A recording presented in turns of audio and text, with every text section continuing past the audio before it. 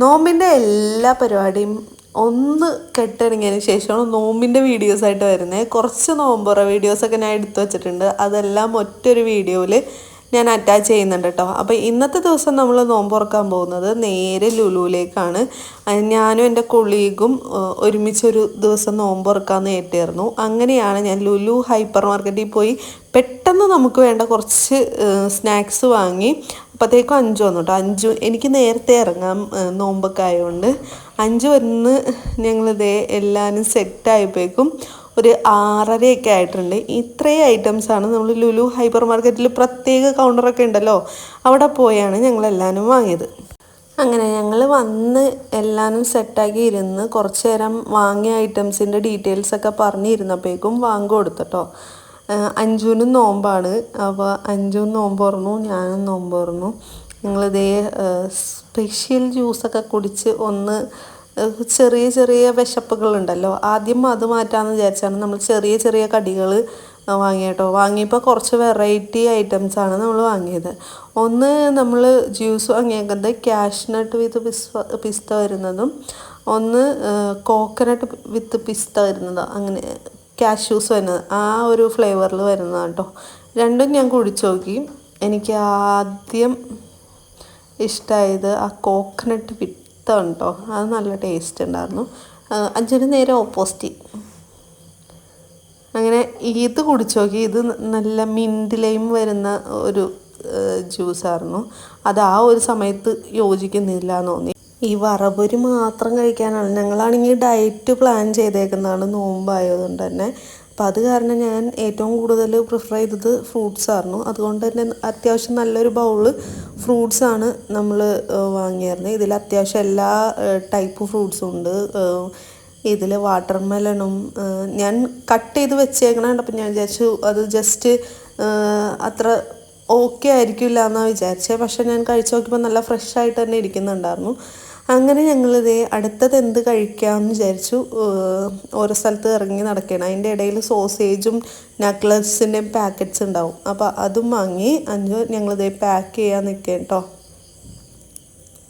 അങ്ങനെ ബില്ലടിച്ച് ഞങ്ങൾ നേരെ വീണ്ടും ലുലുയുടെ മുകളിലേക്ക് പോയി. അവിടെ പോയാണ് നമ്മൾ കഴിക്കാമെന്ന് വിചാരിച്ചത്. ഇതായിരുന്നു കഴിച്ചത്. പക്ഷെ അട്ടർ ഫ്ലോപ്പായിരുന്നു. ഞങ്ങൾക്ക് 2 പേർക്കും പറ്റുന്നുണ്ടായില്ല.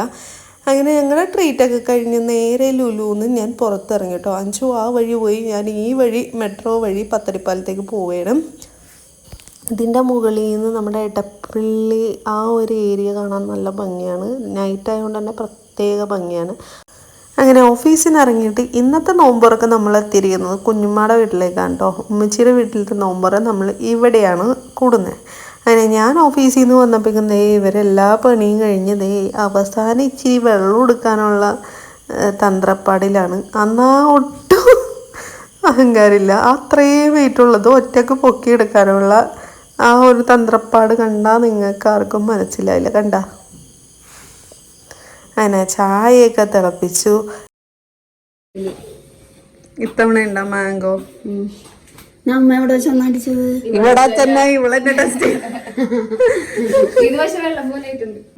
കുരുവില്ലാണ്ട് അടിച്ചേക്കണം. അല്ലാണ്ട്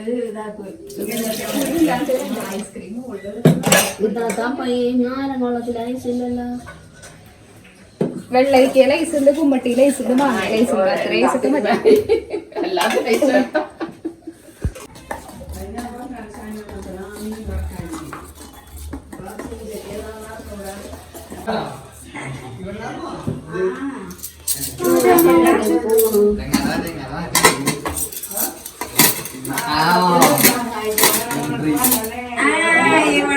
ഇവിടെ നിർത്തിയിട്ടുണ്ടല്ലോ സഹായിക്കാൻ. ആള് വന്നിട്ടുണ്ടല്ലോ.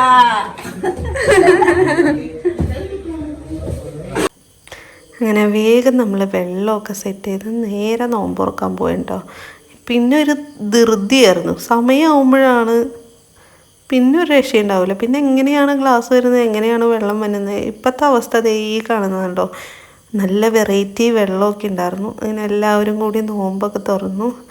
ഇവിടുത്തെ വിശേഷങ്ങൾ അങ്ങനെ അങ്ങോട്ട് പോയിട്ടോ. ഹലോ, ഇന്ന് ഞാൻ നോമ്പ് തുറക്കാൻ വേണ്ടി ഫസ്നാടെ വീട്ടിലേക്ക് വന്നേക്കാണ്. ഫസ്നാടെ വീട് എത്തിയപ്പോഴേക്കും ഇരുട്ടായി കണ്ട. നമുക്ക് എന്തെങ്കിലും കഴിക്കാം. ഞാൻ നല്ല ഭംഗിയിൽ ഈന്തപ്പഴമൊക്കെ സെറ്റാക്കി വെച്ചിട്ടുണ്ട്.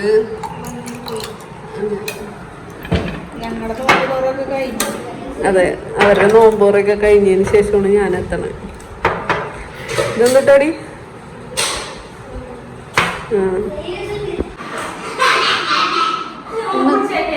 ആരാവനാ ചട്ടി നോമ്പ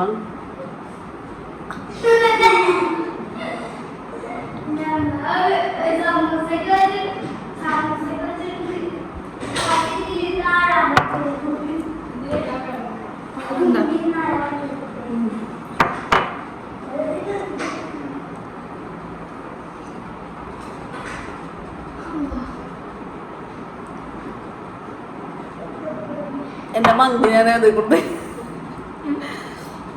എപ്പോ വാങ്ങിച്ചുകൊണ്ടൊന്ന് മന്തി അങ്ങ് തിന്നു.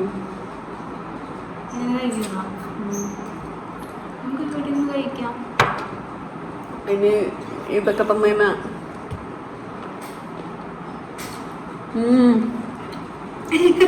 ഇന്ന് ഞാൻ വന്നപ്പോ മാനാലിപ്പാട് എത്തിയപ്പോ ഒരു വണ്ടി കാറിന്റെ